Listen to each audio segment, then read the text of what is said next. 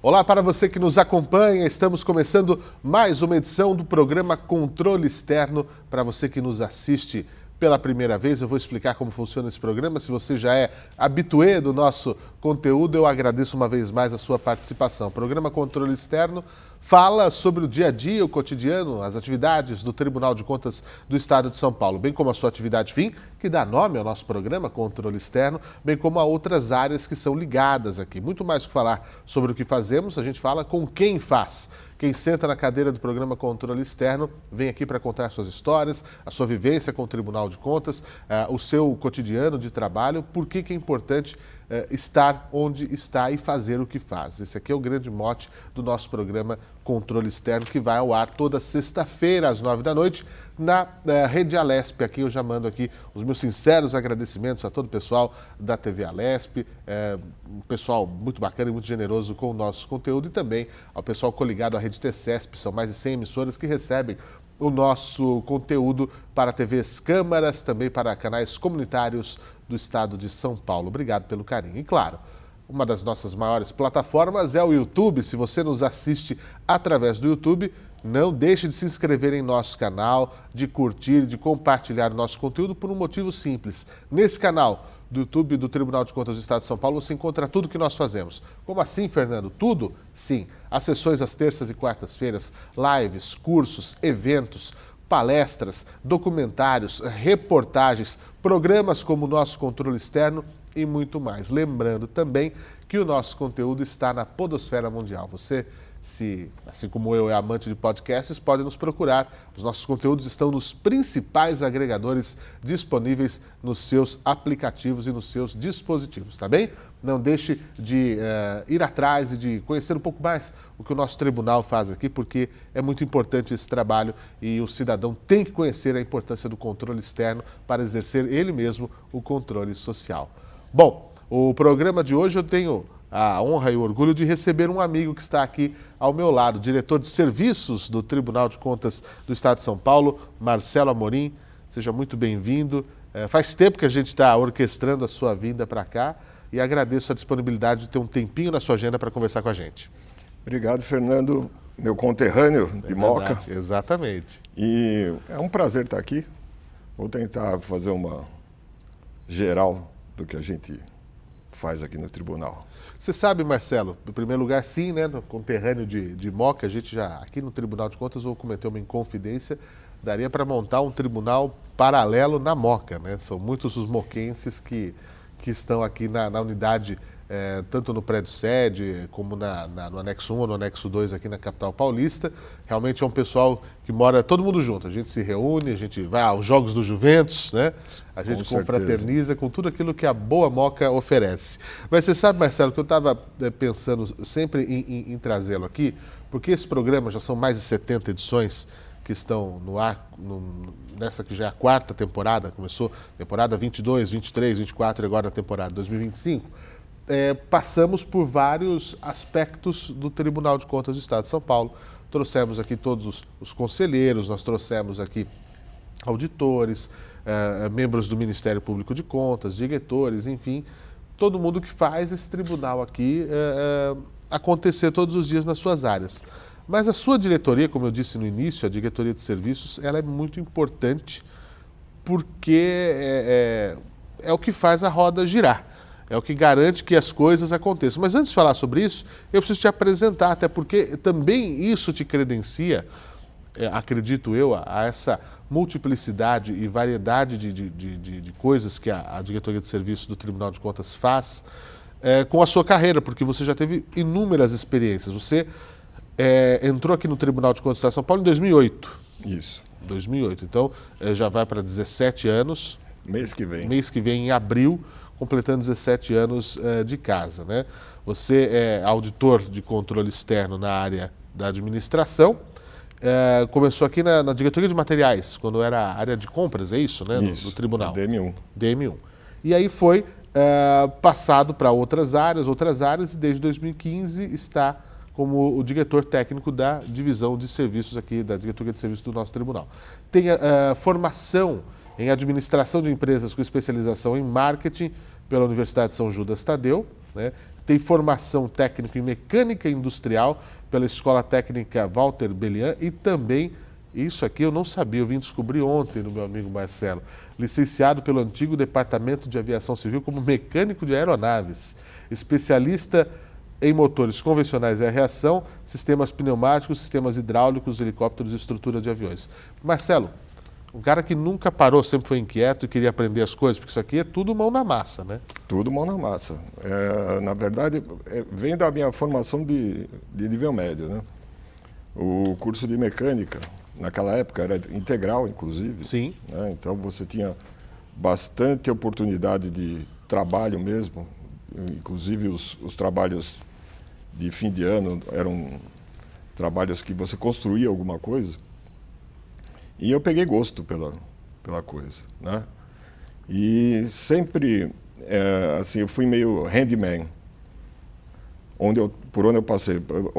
Qual fosse a atividade da empresa que eu estivesse trabalhando, quebrou alguma coisa, eu ia dar uma olhada lá e ver se dava para consertar, e normalmente eu dava um jeito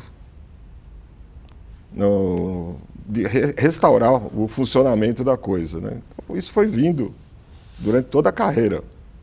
Mesmo quando eu trabalhava como administrador, eu sempre consertei as minhas coisas. Eu consertava telefone. Tinha o espírito de professor Pardal, né? Exatamente.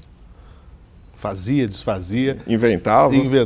E aí você tem uma carreira como essa, passou por vários lugares, né? Na indústria, até na indústria, no Instituto de Pesquisas Energéticas e Nucleares, né? Trabalhou com técnico laboratorista da usina de enriquecimento de urânio, essa experiência na metalmecânica, experiência administrativa, financeira, o que faz você vir, assim, não, agora eu quero tentar no setor público, né, uma carreira. Foi justamente isso, o ingresso no setor público? Se você for ver, o meu primeiro emprego foi no setor público, mas como foi naquela época da inflação galopante, né, e motivos familiares, eu tive que procurar um emprego fora do serviço público.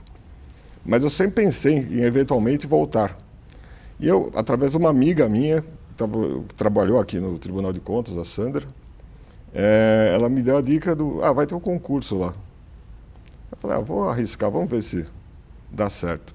A minha surpresa foi quando eu fui colocar na seção de compras, mas foi uma vivência boa também, eu aprendi a negociar. Foi uma coisa muito boa para até pessoalmente. Né? Parei de fazer negócios ruins na minha casa, né? Para vender carro direito. Isso. Né? Saber valorizar, saber negociar. Exatamente. Valorizar também o próprio trabalho. Sim. Né? Colocar preço no trabalho é uma coisa que normalmente você faz uma coisa que para você é fácil, às vezes você acha que não tem valor. Mas para você é fácil, mas para os outros é difícil. Exatamente. E aí você tem que saber valorar isso, saber dar essa olha, isso aqui, se eu faço o que eu faço é porque eu tive uma caminhada para chegar a esse ponto, para conseguir fazer com essa excelência, né? Acho que isso é fundamental. Exatamente. Para você é fácil apresentar um programa desse. Para mim seria um tormento. É verdade, é verdade. Uma dificuldade. É verdade.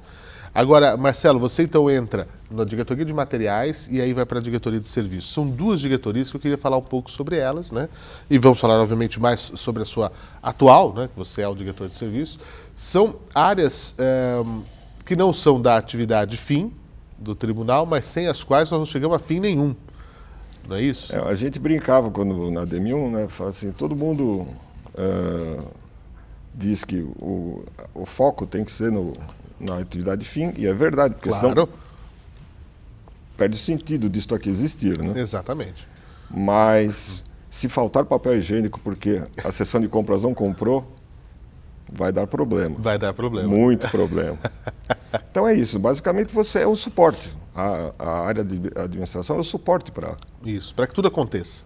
Né? Exatamente, para as coisas funcionarem. A área de serviços é uma área que é comum a qualquer empresa, tanto privada quanto órgão público. Comparativamente, né, para exemplificar, é como se fosse o zelador e o síndico do prédio. Isso. O elevador tem que estar funcionando. Tem que ter água na caixa d'água, a caixa d'água tem que ser limpa, eventualmente tem que ter serviço de limpeza. Isso. É basicamente isso. Você põe, não diria que seria a roda do carro, mas é o eixo. Sem eixo não anda, né? Exatamente. Você pode ter as rodas ali, mas precisa ligar as duas para o carro poder andar, né? E o que a gente faz é tentar maximizar o recurso, né? Porque a gente sabe que não só no Estado, mas nas empresas em geral, os recursos que não são especificamente da área fim, eles normalmente são reduzidos. Eu trabalhei em empresa privada há bastante tempo e é isso mesmo. Você não dá lucro, você não traz o resultado da atividade, né, para que a empresa, pelo motivo que a empresa existe, você é considerado custo. É uma visão que eu nunca tinha pensado. Então a tendência é que você corte isso. Vai cortando, corta. Se você não dá lucro, você é um custo. Exatamente. Você gera produto? Não. Então você é um custo. Agora, se você é um custo e não é bem utilizado, esse custo fica mais alto ainda. Então, às vezes, você tem uma redução ou de pessoal ou de material, costuma ser contraproducente. Né? Sem querer defender, não estou pedindo nada, antes que alguém ache isso. Mas a ideia é realmente isso, é com os recursos que a gente tem disponíveis, a gente poder fazer o máximo possível para o órgão continuar funcionando. É basicamente isso. E você considera, Marcelo, que deu para trazer muita coisa dessa sua experiência no setor privado para cá? Porque às vezes é uma coisa, isso eu já falei muitas vezes nesse programa para muitos outros convidados que sentaram aí, e assim como eu também, vim da experiência do privado para o público, né? É um choque, as pessoas, é um degrau. Não é um degrau, é um canyon, né?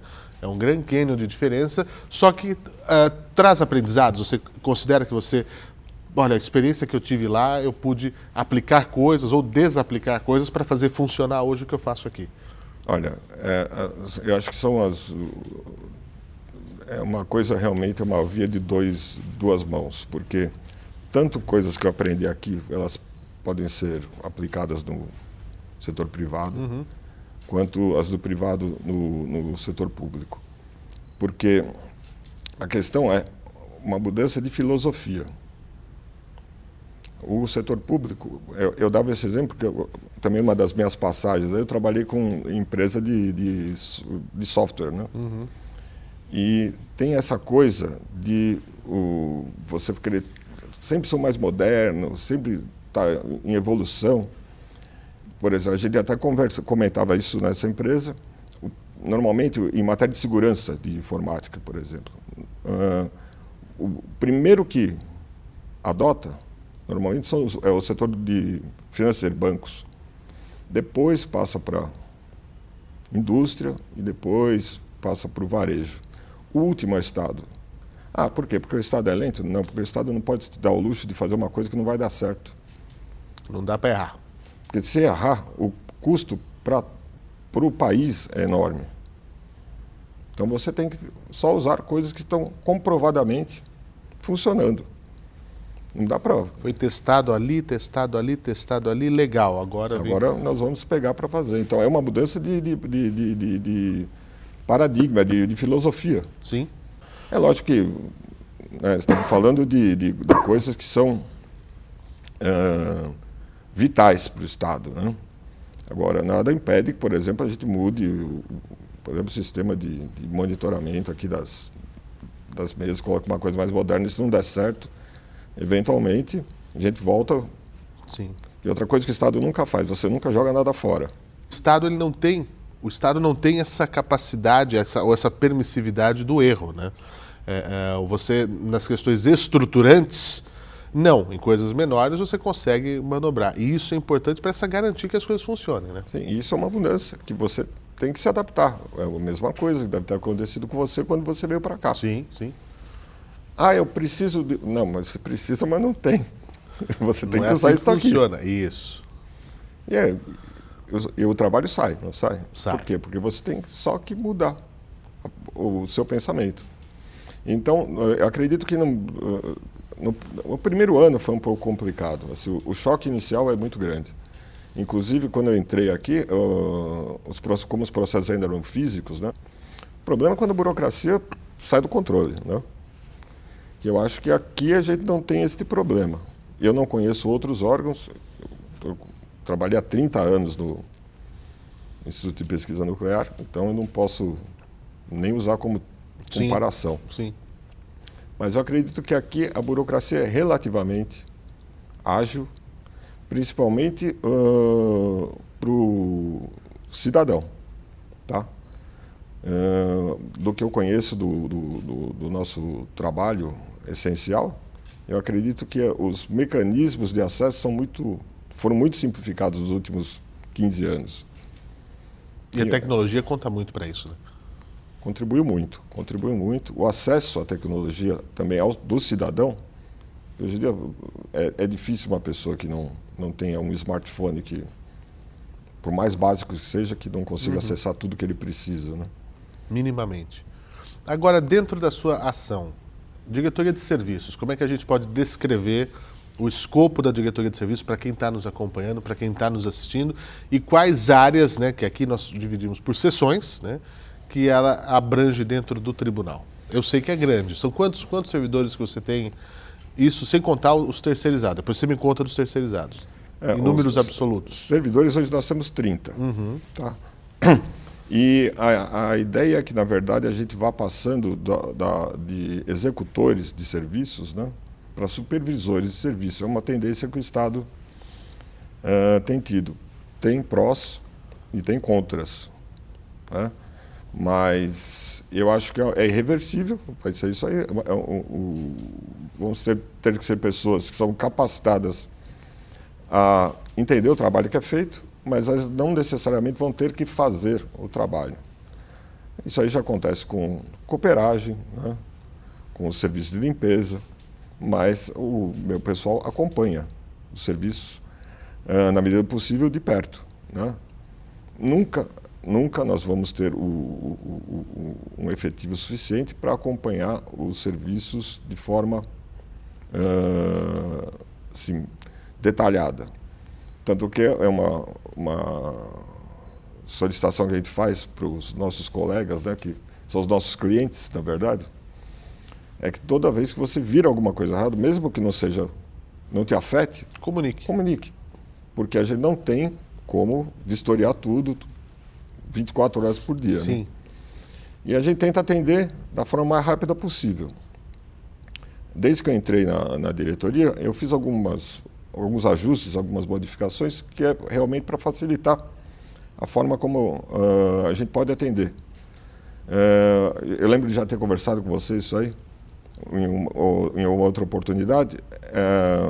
Quando a gente pede para a pessoa, por exemplo, enviar um e-mail solicitando o serviço, é para controle do serviço que é executado, inclusive por terceirizados. Se eu não tiver o registro, depois fica difícil de eu quantificar o que eles estão fazendo, como.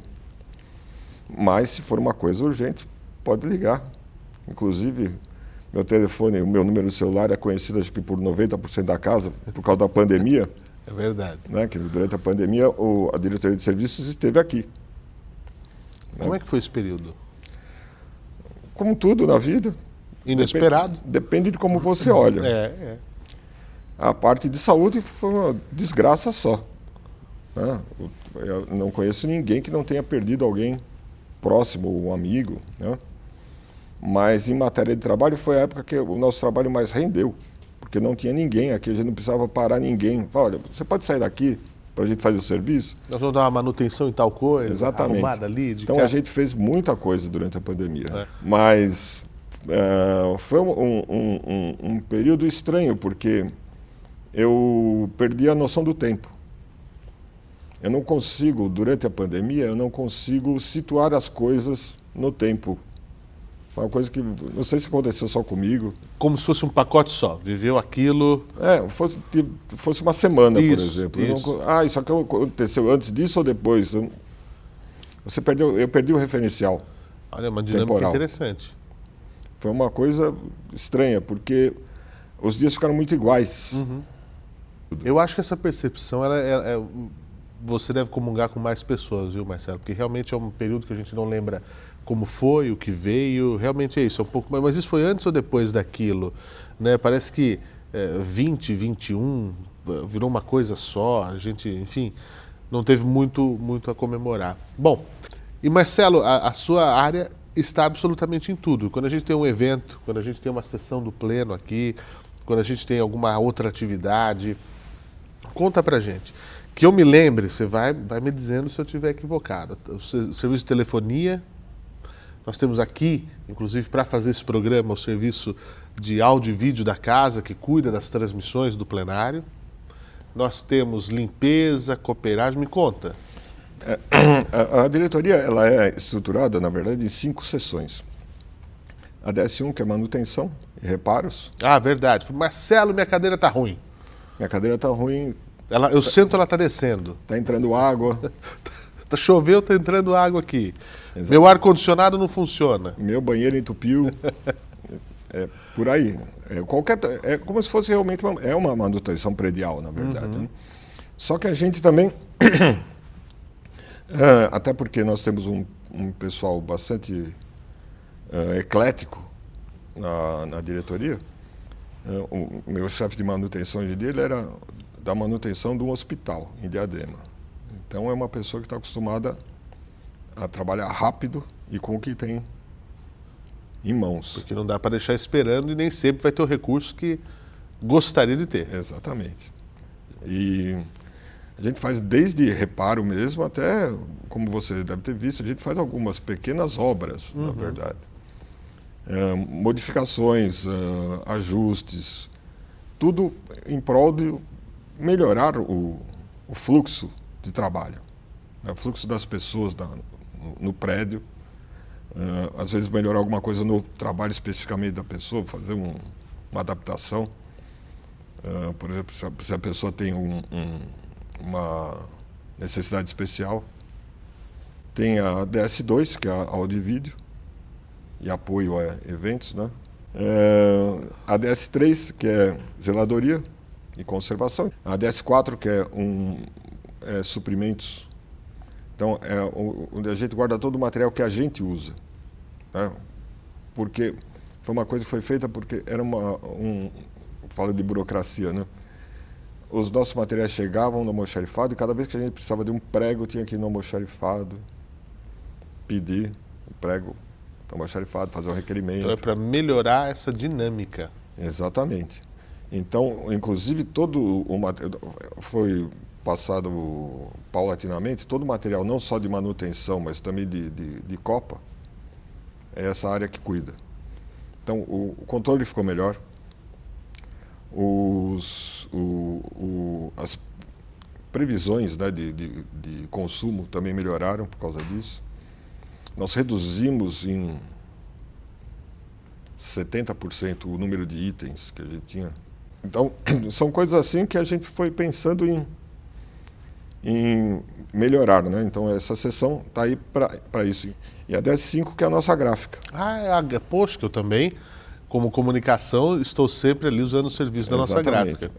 É uma gráfica que hoje ela é bem reduzida, o escopo da gráfica, mas o chefe da gráfica é da época da litografia, provavelmente. Muito. Entende tudo, né, dessa qualquer área, coisa, dessa arte, né, do serviço gráfico. Exatamente. Então, muitos aqui nós temos dentro da comunicação, né, um trabalho muito pesado junto ao Observatório do Futuro para a sustentabilidade. Então, nós reduzimos muitos impressos, né, mas alguns eventos requerem coisas mais simples. Então, nós reduzimos o que eram cartilhas para folders com QR Code, onde a pessoa vai acessar, né? O que poderia ser um outro grande uso de papel para cartazes informativos com QR Code, e a nossa gráfica aqui consegue sempre atender esse trabalho também que fica dentro da diretoria de serviços. Então é uma gama variada, né, que você tem. Sim. E servidores com perfis diferentes, né? Pelos serviços diferentes. São uns serviços assim que a pessoa precisa aprender a gostar. Se ela não é da área, ela precisa aprender a gostar de trabalhar com aquilo, né? Isso aí já aconteceu. De a gente recebeu um servidor novo, aí faz uma entrevista, fala assim, bom, vamos experimentar aqui, ver se dá certo. E a maioria das vezes tem dado certo. Uma das coisas que aconteceu quando eu fui para a diretoria de serviços, como a gente é espalhado, né? Tem a gráfica fica no terceiro subsolo. Áudio e vídeo aqui no plenário. A DS1, a manutenção fica no segundo subsolo. A DS4 também é no segundo subsolo. Eu tive a ideia de fazer o seguinte, os chefes, na verdade, não ficam nas áreas, eles ficam lá comigo. Então, exceção da gráfica e do áudio e vídeo, porque é muito específico, não tem como eles ficarem lá em cima, né, comigo. Então, na verdade, todo mundo que está ali, a sala também não tem divisórias, sabe o que está acontecendo em todo lugar. É verdade. Então, se por um acaso alguém, o chefe de manutenção, por exemplo, está acompanhando um trabalho e aparece alguma coisa, alguém faz uma pergunta, por exemplo, e aquele serviço que ficou pendente, qualquer um, na verdade, sabe posicionar. Foi uma coisa que eu fiz por acaso, na época. Na verdade, foi uma medida provisória que acabou virando lei. Isso, essa MP colou bem. Exatamente. E eu tenho mantido até hoje. Gostaria que fosse possível manter os outros dois chefes também juntos, mas não é inviável. É inviável. Agora, Marcelo, uma coisa que eu acho interessante dos trabalhos que vocês fazem aqui, óbvio que, como você disse, muita coisa demanda contratação externa, enfim, mas aqui não parece, não tem aquela cara de repartição pública, eu detesto esse termo, né? Uhum. Nós acompanhamos muitas reformas que estão sendo feitas, ainda estão sendo feitas no nosso prédio sede, onde você entra, não parece que você está no órgão público, porque o órgão público, parece que o que era público tinha que ser sempre o de menor preço, logo o menor preço a gente denota menor qualidade, então parece que tudo tem que ter uma mesma cor, tudo tem que ter uma coisa assim, é o que tinha ali, tudo de segunda linha, que é só para... Não, nós temos, isso eu falo também com o pessoal da área de tecnologia, que nós temos excelentes equipamentos de tecnologia, computadores, notebooks, os nossos equipamentos audiovisuais. O setor público parece que amadureceu nesse sentido, né? E isso a gente vê aqui na sua atribuição, na atribuição da tecnologia, na atribuição da comunicação, um sentido de modernidade, até para falar desses nossos 100 anos que nós vivemos no ano passado. Você tem essa sensação também?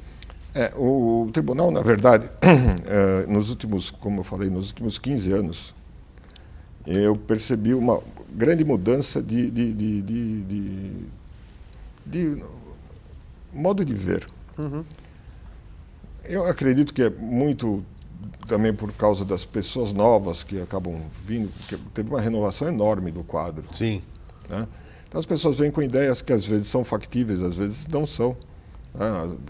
Como a gente falou no começo. O pessoal vem na iniciativa privada, acho que, nossa, colocar uma novidade aqui é uma boa coisa. Às vezes não é, precisa de mais tempo para amadurecer, porque aqui é um órgão público, sim, né? Mas a pandemia, inclusive, foi responsável por uma boa parte das alterações que foram feitas, principalmente de layout na casa, né? O conceito de você ter estação de trabalho, não uma mesa, aquela coisa de repartição pública. Eu tenho uma mesa, eu tenho um armário, eu tenho uma prateleira atrás de mim cheia de processo. Aquele arquivo suspenso. Arquivo suspenso. Só que a pandemia mudou os andares que foram reformados recentemente, já são pensados assim. Armazenamento de documentos em nuvem. Você não tem volume de papel. Não, e isso aí é realmente uma mão na roda. Agora, em questão do design, uma vez a cada 2 anos, a gente pinta todo o tribunal. Uhum. Então, uma vez a cada 4, por exemplo, a gente pode mudar a cor. Né? Aquilo lá você também não precisa ter estoque. Uma vez por ano, uma vez a cada 2 anos, você vai lá e compra aquela tinta.